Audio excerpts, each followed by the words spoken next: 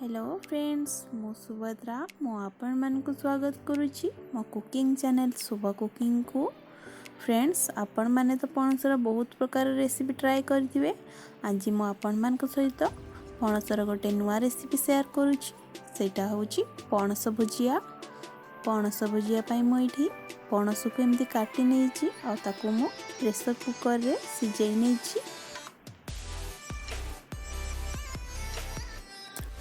मुझे गोटे बड़ साइज रो पियाज को एमती छोट छोट करी काटी नेछि, दुईटी टमाटो को भी छोट छोट करी काटी नेछि, दुईटी कंचा लंका को भी छोट छोट करी काटी नेछि, आ रसुण को एमती छेची नेछि, धनिया पत्र को भी छोट छोट करी काटी नेछि।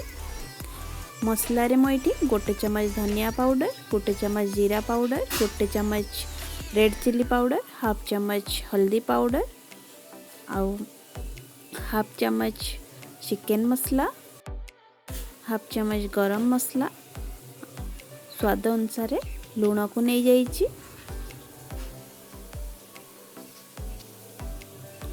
मुझे 5 रु 6 चम्मच रिफाइन तेल को नहीं।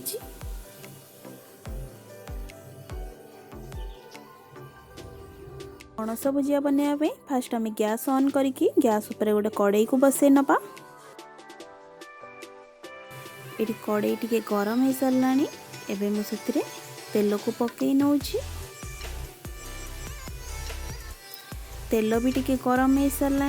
एबे तेल रे आमे काटिक रखिथिबा पियाज को पकई नबा। पियाज को आमे टिके हल्का ब्राउन कलर हैला जाय भाजीबा।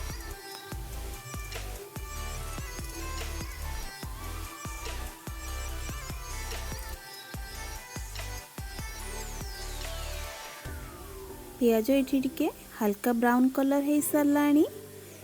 एबे आमे सिथिरे छेचिक रखिथिबा रसुण को पकई नबा।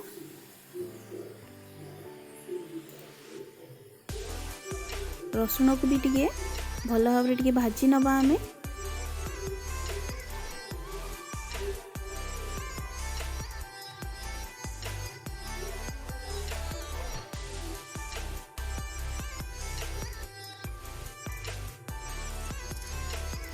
एबे आमे सिथिरे सब मसला को पकई नबा।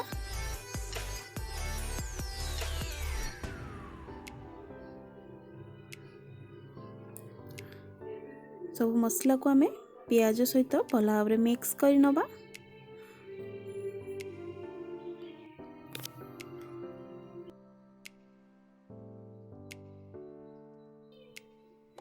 एबे आमे सिथिरे काटी रखिदिबा टमाटो को पकई नबा।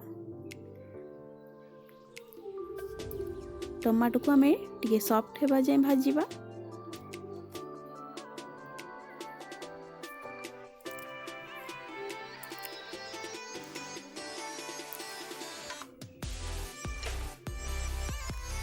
एबे आमे सेतिरे काटी रखिथिबा कंचा लंका को पकई नबा।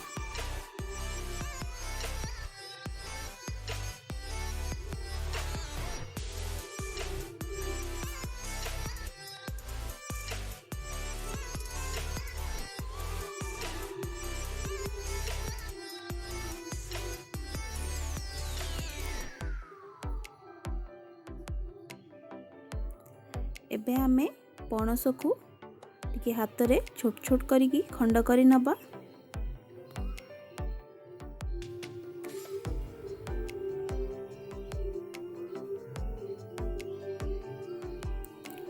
एबे आमे से पणस खंड को से मसला रे पकई नबा।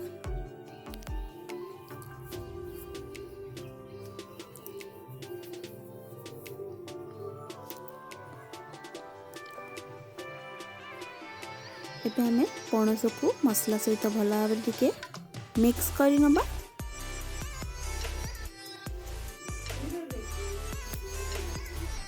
पणस को आमे 5 मिनिट पई टिके भल भाव भाजी नबा। एबे आमे पणस उपरे टिके धनिया पत्र को पकई दबा। धनिया पत्र को भल भाव टिके मिक्स करी नबा।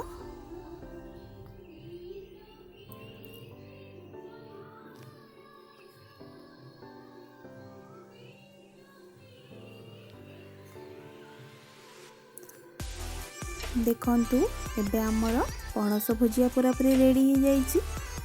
ये पणस भुजिया को आपण रोटी किंबा भात सहित खाई परिवे। आपण भी निश्चित भाव में ये रेसिपीटी थरे घरे ट्राए करंतु और केमती लगिला मते कमेंट सेक्शन में जणांतु।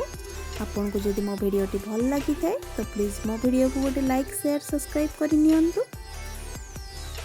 आपन जदि मो चैनल नुआ अछंती मो चैनल को सब्सक्राइब करिकि पाखरे थिबा बेल आइकन को प्रेस करि नियंतु। पुणी देखा गोटे नेक्स्ट वीडियो रे। Thank you.